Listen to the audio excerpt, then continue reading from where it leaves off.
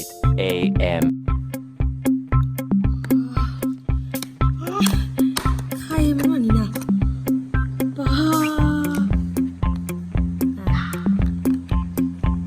คนเบิ่งเด้อ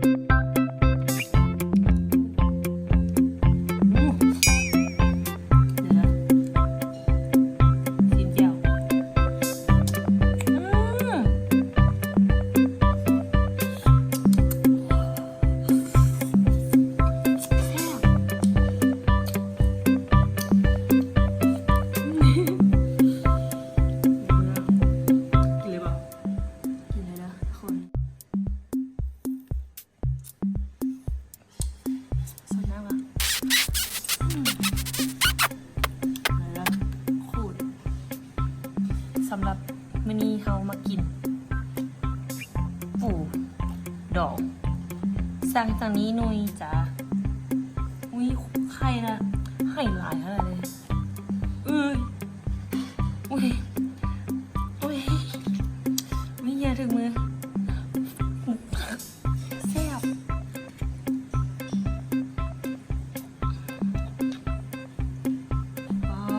เดี๋ยวปกตินะมากินได้แต่ว่าได้ไข่หน่อยอยู่บางเกลือนะแต่ว่าอันนี้ยืดจ้าขอยืดของมองเลยยืดจ้าเจียวเราเครื่องโคตรหลายเลยที่มันต่ำเอง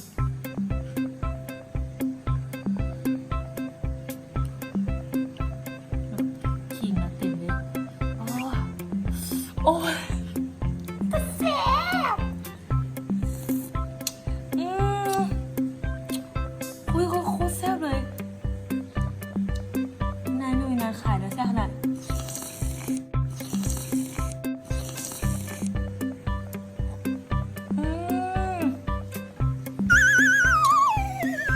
โอ้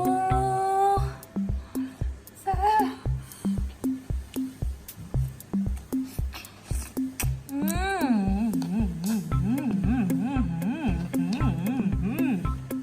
โอ้ย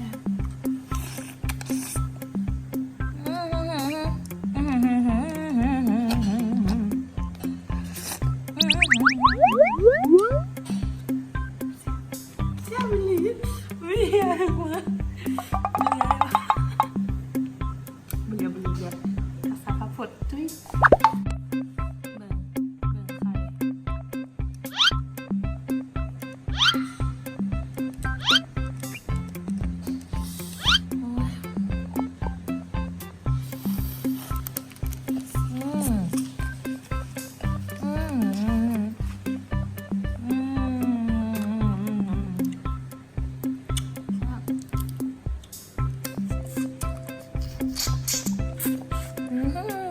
ฟังเสียงดูดมือดูดตีนตัวเอง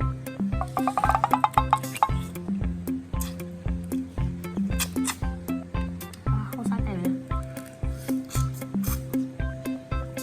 ซาใจ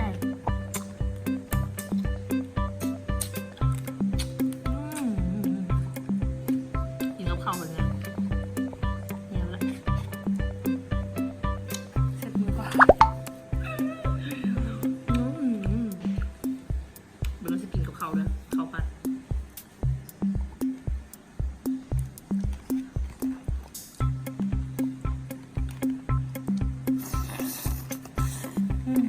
เบิดละ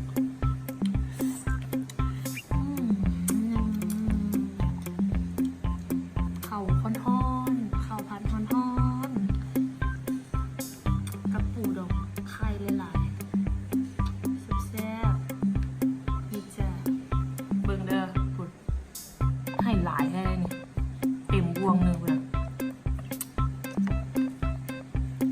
วต้องจังสิ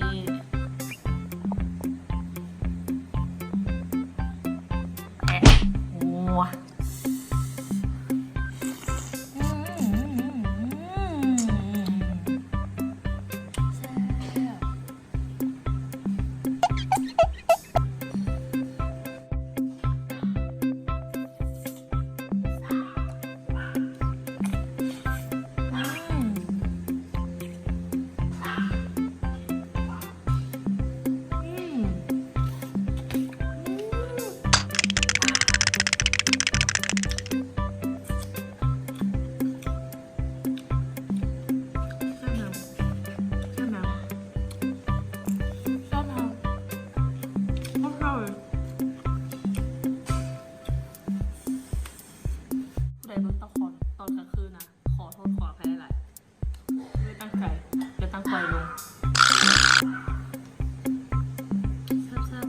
น้ำมันก็แซ่บนะ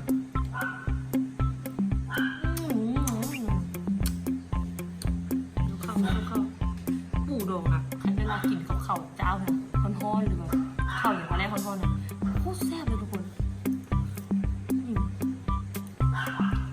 เชื่อปะเราสามารถกินได้หลายตัวเลย